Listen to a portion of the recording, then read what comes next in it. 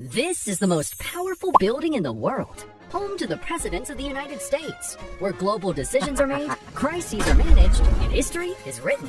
But it's not like anyone can just waltz on in here. The Secret Service monitors this place 24/7 because throughout history, people have tried to sneak in the craziest things. From broccoli to drones to women wearing pants. These are the most banned items from the White House. But first, let's start with what might be the most absurd ban of all time. Squirrels.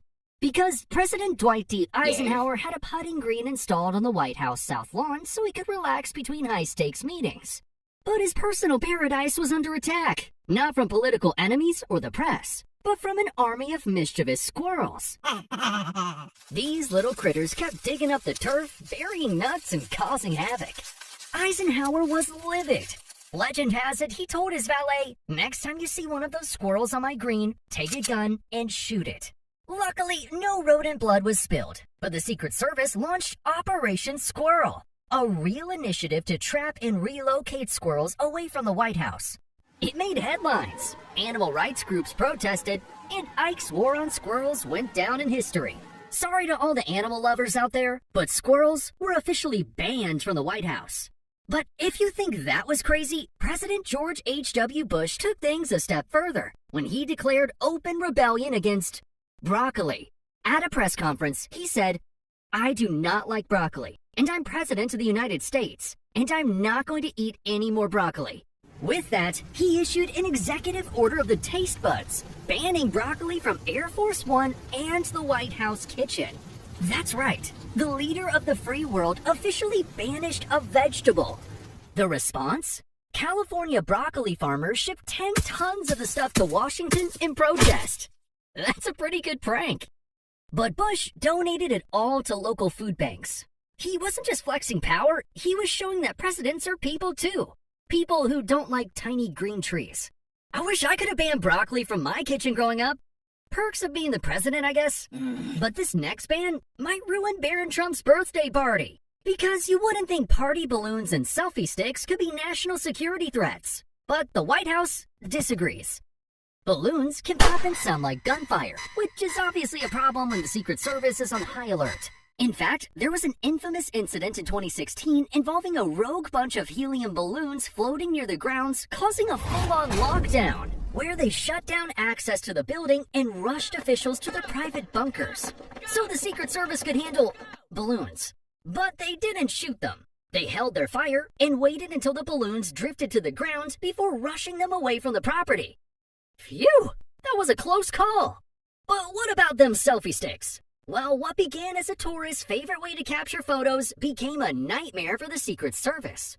Because it can be swung like a weapon or knock over priceless artifacts. Plus, imagine trying to duck a swinging GoPro mid-presidential dinner. So the Secret Service decided to ban both balloons and selfie sticks. You gotta keep the party favors at home, kids. But that's nothing compared to this next ban, which almost sent a Secret Service agent to the hospital. Because President Biden brought 2 German Shepherds to the White House, Major and Commander. Major, a rescue dog, kept nipping at staff and Secret Service agents on guard.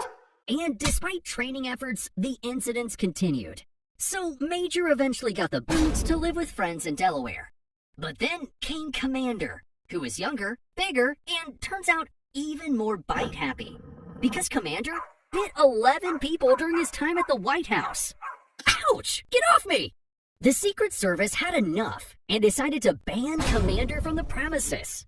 Turns out, man's best friend just wasn't White House material. And say, I can't be getting distracted while I'm on duty here. I need to focus on this next threat, which had 5 people murdered. In the weeks after 9/11, America faced a new kind of terror, bioterrorism, where letters laced with deadly anthrax spores were sent to the White House. And if you don't know, anthrax is a deadly bacterial disease that can kill you if you inhale it. But thankfully, the tainted mail was intercepted at an off-site screening facility before ever reaching the White House grounds. Unfortunately, 5 people died and 17 others were sickened from opening the mail. And since then, all mail to the White House is irradiated and scanned for threats. So if you're mailing anything to 1600 Pennsylvania Ave, skip the powder, even if it's just protein shake mix. Because not only is anthrax banned, so is ricin. Yep, it happened again. In 2013, a Mississippi man sent a ricin-laced letter to President Obama. In 2020, a woman tried the same with President Trump. Each time, the letters were caught in off-site screenings, and both perpetrators were arrested and charged. It's a reminder that even in the modern age, old-school mail can be a weapon. Guys, can we just stick with email? But this next ban might just ruin my favorite holiday. Because Teddy Roosevelt was a conservationist through and through, and was against cutting down trees for decoration. According to legend, he banned Christmas trees from the White House. This dude hated deforestation, but his son Archie famously smuggled one into his room in secret. Whether it was a firm policy or just a personal stance, the story reflects Roosevelt's deep environmental beliefs, and as a result, no tree adorned the White House that year. So, Christmas trees were actually banned back in the day. But the White House wasn't just policing trees. It was keeping an eye on pants, too. Because for most of White House history, women weren't allowed to wear pants inside. Although it was never an official law, people just respected this old cultural norm. All the way up until the 1973 energy crisis, when the government lowered the heat in the White House to conserve energy. However, this led to freezing cold temperatures in the office, where women felt increasingly uncomfortable in their dresses and skirts. So for practical reasons, staffers finally put on some pants, and women could walk the White House in trousers without judgment. Welcome to the club, ladies.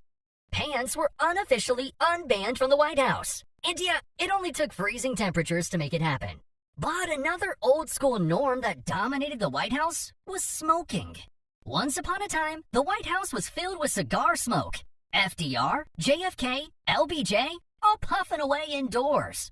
But in the 1990s, health consciousness caught up, and First Lady Hillary Clinton said, "No more," implementing a no-smoking policy inside the White House. And Bill, he just chewed on unlit cigars instead.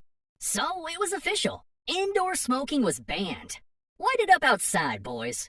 But while you're out there, look out for those dang drones. Because in January 2015, a drone crash landed on the White House lawn. It flew over the fence and landed in one of the most secure areas on Earth, sparking a full-blown Secret Service freakout, an internal investigation, and dozens of red faces. I almost lost my job. Turns out the man flying it was an off-duty government employee who claimed he was just messing around and lost control. Luckily, no one got hurt, but it exposed major gaps in drone defense technology.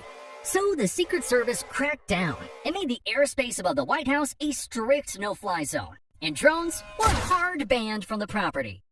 Try flying a drone anywhere nearby nowadays, and you'll be greeted with more than just a warning. But before banning airborne robots, the White House turned its attention to something more controversial: denim. Because George W. Bush wanted the Oval Office to command respect, so he implemented a no-denim policy. No jeans allowed, where suits were required even on weekends. But only one man got a pass: Bono, the frontman of U2, one of the most popular bands in the world, whose black jeans slipped past security. Bono was gonna wear those jeans with or without you, George. Kick him out to where the streets have no name. Okay, I'm done. So I guess jeans are banned from the White House unless you're a rock star. But although Bono could get away with breaking the dress code, even he would have had to ditch his iPhone. Because next up, we're banning something even harder to live without than pants: your phone. In 2018, Chief of Staff John Kelly banned personal phones in the West Wing during Trump's administration. The goal was to prevent leaks and protect sensitive information. Staff had to leave their phones in lockers and use outdated government-issued devices. It caused some grumbling and probably a few mysterious vibrations. Hey, what's he hiding over there? Get him! The result? Cell phones were banned. But if you were hoping to at least snag a selfie in the East Room, think again, because the next ban takes aim at your camera roll. For 40 years, cameras were banned on public tours of the White House. Why? Flash damage, slow lines, and general tourist chaos. But in 2015, Michelle Obama officially ended the ban and made a video of herself ripping up the no photo sign. So cameras were banned and then unbanned. But one thing that's not getting unbanned anytime soon are these party crashers who snuck into the White House. Because in 2009, reality TV hopefuls Tarek and Michelle Salahi snuck into Obama's first state dinner without invitations. And they didn't scale walls or sneak in windows. They simply looked the part and slipped through routine security. And even shook hands with the president, all without clearance. But how did they get caught? Well, they posted selfies on Facebook posing with Vice President Biden. Cameras weren't banned from state dinners and press events. But within hours, the Secret Service cross-referenced their names with the guest list and realized they were never invited. Needless to say, they were banned for life, and the Secret Service got a memo titled, "Don't let this happen again." But at least the couple got to enjoy a few cocktails at the White House. Because, believe it or not, there were times when you couldn't even get a glass of wine. In the 1870s, Rutherford B. Hayes' wife, Lucy, aka Lemonade Lucy, banned alcohol from the White House. As a devout Methodist and supporter of the temperance movement, Lucy believed serving alcohol at the White House set a poor moral example. So President Hayes banned all alcohol from White House events. Boo! I mean, great decision, sir. Instead of being greeted with fine wine and brandy, visitors were greeted with fruit punch and lemonade. And as you can imagine, diplomats were not thrilled, joking that the only thing drier than the speeches were the parties. But Lemonade Lucy stood firm. And she wasn't the only one who agreed, because later on in the 1930s, Eleanor Roosevelt instituted a similar, though slightly softer ban, restricting hard liquor from the White House, but still allowing wine at formal dinners. Despite these periods of dryness, most presidents have welcomed alcohol in moderation. FDR loved a martini, JFK enjoyed daiquiris, and LBJ handed out scotch on his ranch. So the result, booze was sometimes banned, depending on who's hosting the party. But if you think banning booze was wild, wait till you see which presidents nearly burned the country to the ground. These weren't just bad calls, they were disasters. So click this video right here, because trust me, it only gets crazier.